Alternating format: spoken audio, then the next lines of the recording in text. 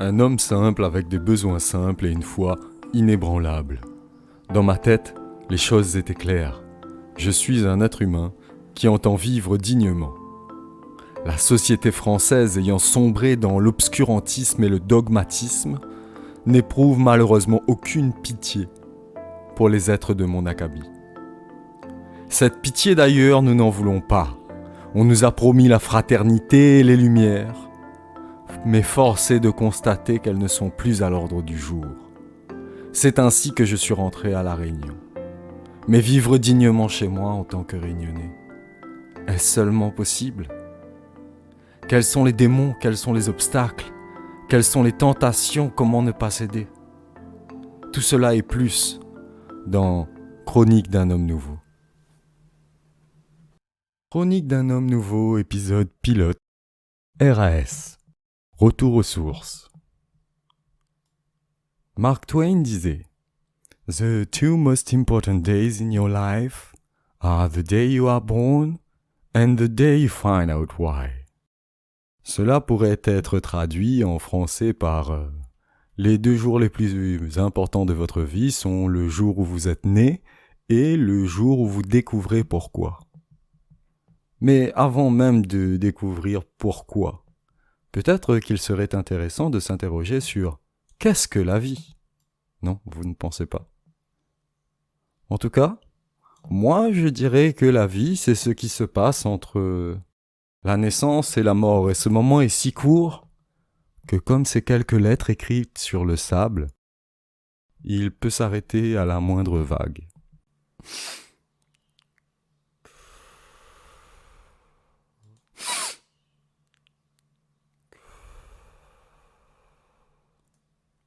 Le temps est compté, le temps est si court pour notre vie. Mais que faisons-nous de notre temps ?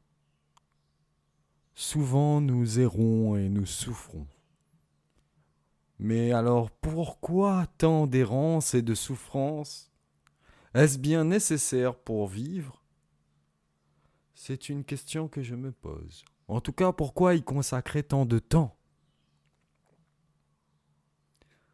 Le temps, nous le consacrons essentiellement à survivre, à prospérer, se développer, conquérir, s'enrichir, paraître, construire, laisser une trace matérielle, se reproduire, faire la fête. Du moins, voilà à quoi nous consacrons notre temps, au lieu de vivre. Mais lorsque notre vie est construite sur un mensonge,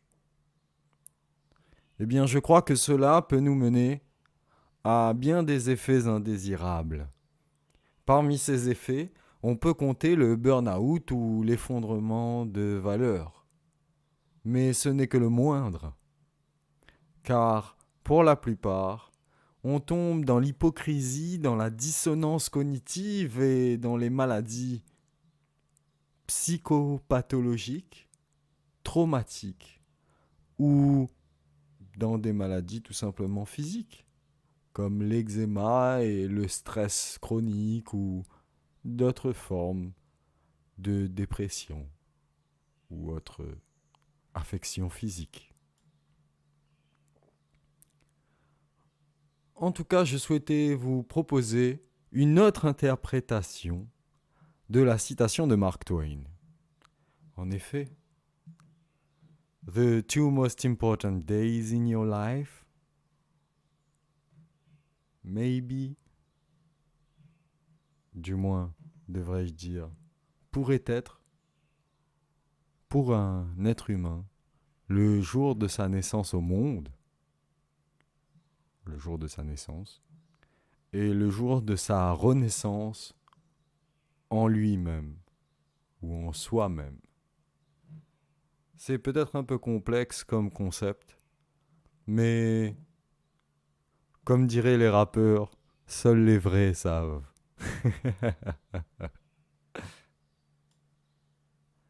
Alors, j'aimerais vous parler de 2020 où j'ai connu ma seconde naissance.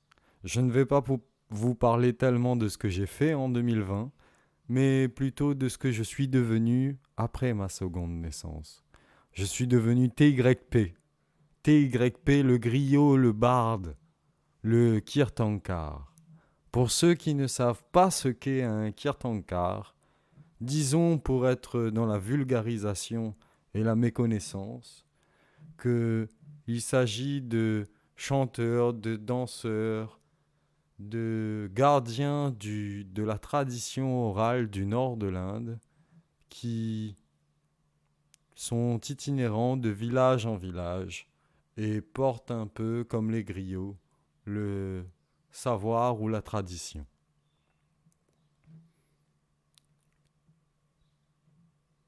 À part cela, je suis également un homme nouveau, ou devrais-je dire peut-être un homme de la Renaissance.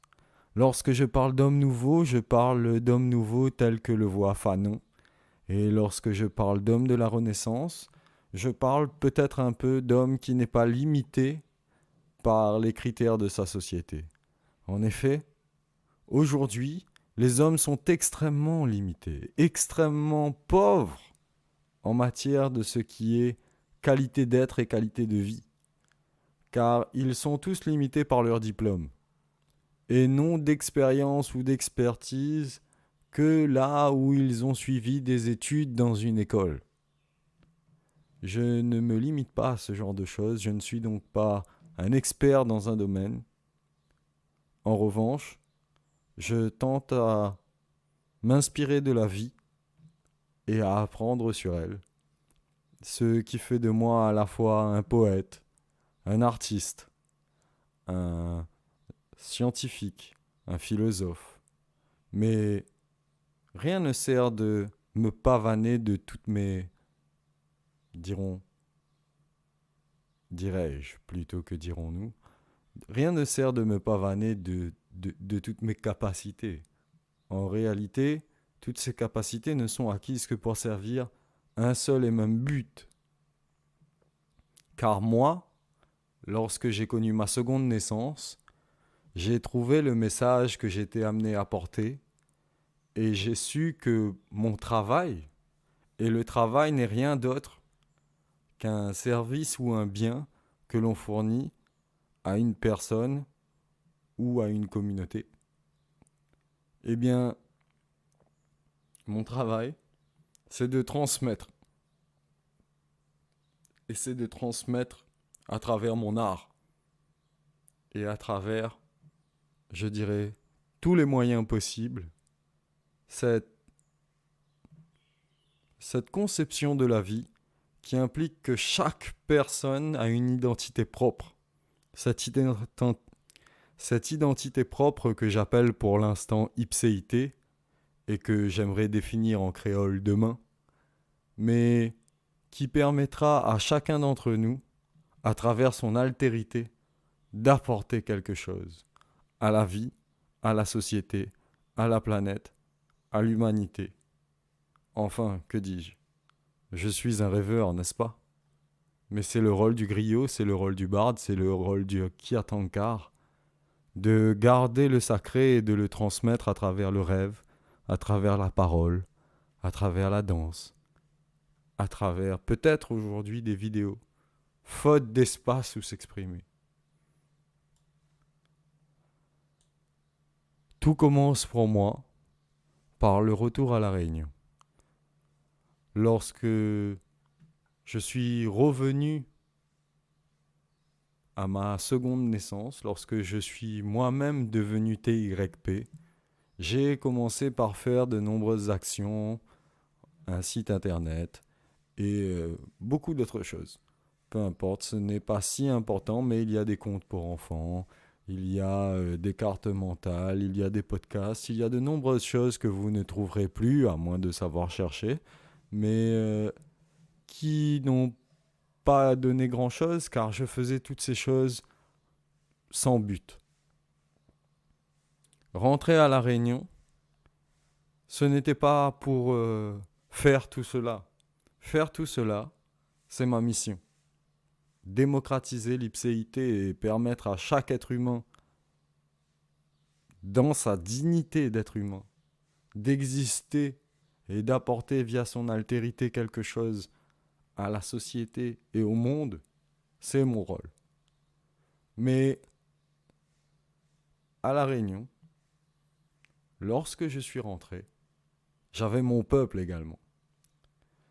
Et il faut dire que mon peuple, ma famille, m'a par bien des fois déçu. C'est-à-dire que je ne rêvais pas de grand-chose quand je suis rentré. J'avais fait déjà beaucoup de choses sans but et je voulais juste exister, juste vivre. Je ne demandais pas grand-chose, un lopin de terre, un endroit avec un espace à cultiver. Pas grand-chose en termes d'habitation, hein, une case-habitation comme dit Créole, c'est-à-dire, je sais pas, un petit débarras agricole où poser un lit picot et où pouvoir mettre les outils. En tout cas, de quoi commencer à vivre. Mais bon, c'est beaucoup plus compliqué que ça. Ce n'est pas si simple. Même si je rentre à La Réunion, retour aux sources, je ne suis pas détenteur de terre et je devrais donc faire face à l'administration. En tout cas, moi, j'envisageais une chose très simple, contribuer un maximum à la société, mais avant tout, m'assurer ce petit lopin de terre où je pourrais cultiver. Et peut-être quelque chose de proche d'une rivière, histoire d'avoir assez d'eau, histoire de cultiver principalement des tisanes, des aromates, et puis quelques légumes pour ma propre consommation. Mais tout cela est inaccessible. Et il faut dire que pour un Réunionnais qui a fait des études, qui a vraiment travaillé, c'est inadmissible d'entendre qu'obtenir ce peu de choses n'est pas possible. Mais j'irai plus loin, j'irai beaucoup plus loin. Il s'agit de comprendre que moi, je ne comptais pas gagner de l'argent à partir de ça. Mais que pour pouvoir obtenir une terre comme cela, il fallait que je justifie d'un projet agricole. Je vais revenir sur mon rôle dans la société, car en tant que griot, que barde et que kirtankar, je n'avais que faire de gagner de l'argent par mon activité agricole. Tout ce que je voulais, c'était être un homme digne, c'est-à-dire avoir une parcelle de terre que je pourrais cultiver et où je pourrais redonner vie à ce qui me permet de me nourrir. C'est-à-dire que je pourrais produire ce que je consomme. Je pourrais cesser d'être un parasite et contribuer moi aussi. Mais c'était une vision peut-être un peu futuriste pour les gens de cette époque. En tout cas, cela n'a eu aucun écho. Et c'est vrai que si je comptais contribuer au niveau financier en donnant des cours, par exemple, puisque j'ai tout à fait les compétences de garantir sans problème, et attaquez-moi si vous le voulez, et je suis prêt à vous le prouver quand vous le voulez, je suis prêt à garantir à tout élève qui suit avec moi des cours 100% de réussite au bac. Mais bon, tout cela n'est pas important, hein. Ne soyons pas fous, le bac n'a aucune valeur. Euh, je reviens sur ce que je disais à propos du fait que je crois vraiment dans la valeur ajoutée de ce que je peux proposer. Oui, je peux proposer des cours de soutien dans à peu près toutes les matières qui existent au monde. J'exagère bien entendu. On ne parle pas de cours de soutien pour l'université, on parle de cours de soutien pour nos élèves qui sortent illettrés de leur bac. Voilà de quoi je parle. Ensuite, j'aimerais également dire que les cours de soutien, ce n'est pas tout ce que j'ai à proposer. J'aurais largement pu vous proposer d'aider les personnes âgées à remplir leurs demandes administratives puisque la mairie est trop occupée pour faire son travail, par exemple. Mais bon, ça non plus, apparemment, ce n'est pas quelque chose qui était utile à la société. Il fallait que je propose quelque chose de pérenne en termes de projet de société pour pouvoir avoir le droit à quoi? Un morceau de terre, là où je suis né, juste pour pouvoir quoi? Planter et manger, m'abriter sous quelques tôles. Vous m'excuserez de vous trouver un peu cynique, vous qui prétendez être des humanistes, vous qui prétendez Je ne sais pas, avec le RSA, avec Pôle emploi, avec le chômage, avec vos soi-disant aides sociales, faire en sorte de préserver la dignité humaine et de soutenir les moins fortunés. Si moi, avec mes diplômes, avec mes compétences, c'est déjà difficile pour moi, je n'imagine même pas ce que c'est pour quelqu'un de tous les jours. Et pourtant. Ah. Essayons donc, par les voies naturelles, de trouver une solution pour acquérir ce petit bout de terrain.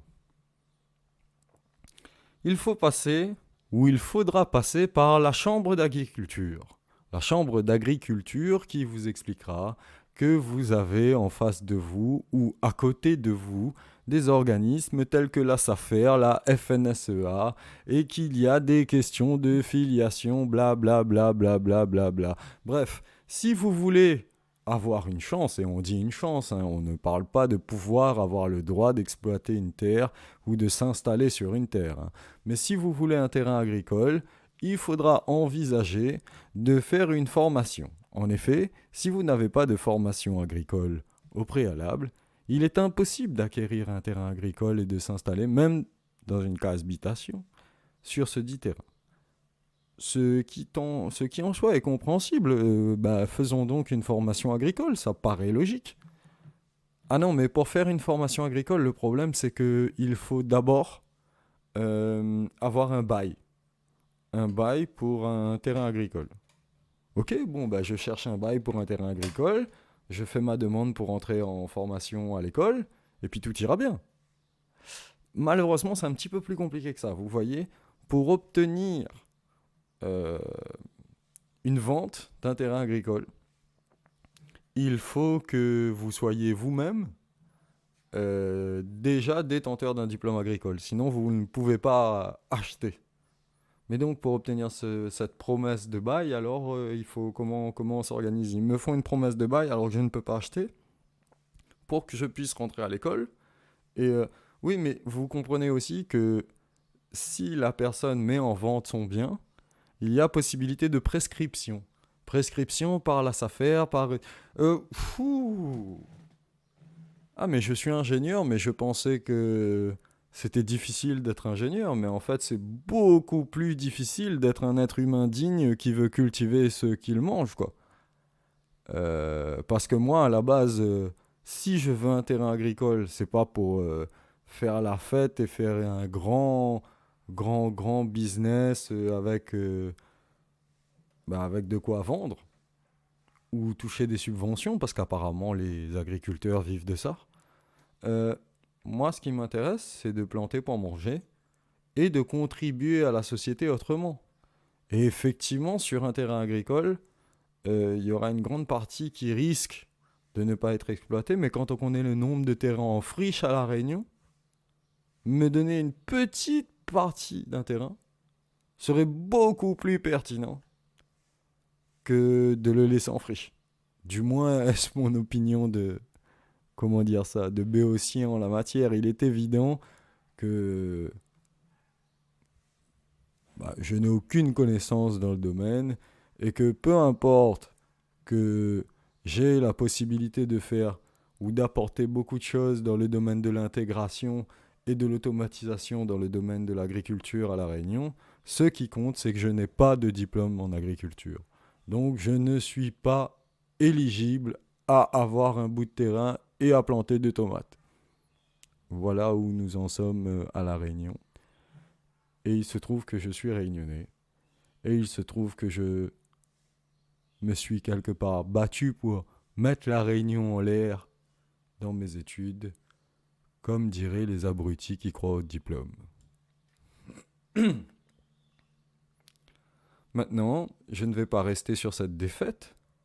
Donc, puisque je ne peux pas avoir un morceau de terre et que je ne peux pas, je sais pas, vivre dignement comme un être humain, il va falloir que je retourne vers ce qui m'intéresse, c'est-à-dire la culture, puisque moi, je voulais d'abord vivre comme un être humain.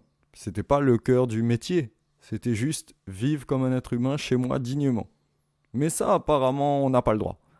Donc, j'ai dû me tourner vers la vie artistique, puisque après mon diplôme d'ingénieur dans les télécoms, c'est tout ce que je sais faire, être artiste. Ou alors peut-être que tout simplement que depuis ma seconde naissance, je ne suis plus un chien qui vit comme un esclave, mais je suis un être humain qui s'est mis debout et je vis selon ma mission et je fais un véritable travail. C'est-à-dire que j'apporte un service, un bien, à des personnes, même s'ils sont peu nombreux, ou même, je dirais, à la société tout entière. Voilà ce que je fais. Du coup, je me suis tourné vers des appels à projets. Je me suis tourné vers des concours de création aux entreprises innovantes. Je me suis tourné vers le pôle régional des musiques actuelles. Je me suis tourné vers des concours, tels que le concours des Inuits de Bourges. Je me suis tourné vers le Château Morand. Je me suis tourné vers la Cité des Arts. J'ai rempli 18 dossiers en 3 mois d'existence de mon entreprise en tant que créateur de contenu. Et j'ai obtenu 18 refus. On pourrait croire que La Réunion regorge d'artistes d'une qualité incroyable et qui produisent du contenu vraiment hors du commun. C'est vrai, devant tant de refus et tant de dossiers que l'on m'explique que ce n'est pas la question de la qualité de mes dossiers qui est en compte, mais c'est la quantité de propositions et la qualité de, on va dire, capacité de mes propositions à correspondre aux besoins de la demande. En gros, pour être honnête, toute forme de proposition qui pourrait apporter une réflexion ou une prise de conscience aux citoyens sera refusée et écrasée, puisque nous avons besoin d'électeurs stupides qui consomment le vote comme ils consomment le reste de leur merde qu'ils achètent à longueur de journée. Et je dis ça avec tout l'amour que j'ai pour ces citoyens, malgré leur tendance à consommer tout ce qu'on leur donne. Bon, j'admets que je ne sors pas grandi de cet échange, mais pour ne rien vous cacher, c'est un peu fait exprès. Il s'agit de vous donner un extrait de mon prochain épisode de Chronique d'un homme nouveau. Dans cet épisode, il sera question de l'indignation, de la colère, mais également du mépris. Pour revenir à notre sujet d'aujourd'hui qui était « Peut-on vivre dignement à La Réunion ?» et « Qu'est-ce que vivre ?» J'espère vous avoir donné quelques pistes. Je ne suis pas convaincu qu'il soit facile de vivre dignement à La Réunion, bien que je sois sûr qu'avoir quelques finances de côté aide. Je vous invite à me retrouver très prochainement sur TYPTV pour mes formats en créole ou en français. Faut pas n'explique azot. Ça TYP. Chronique d'un homme nouveau.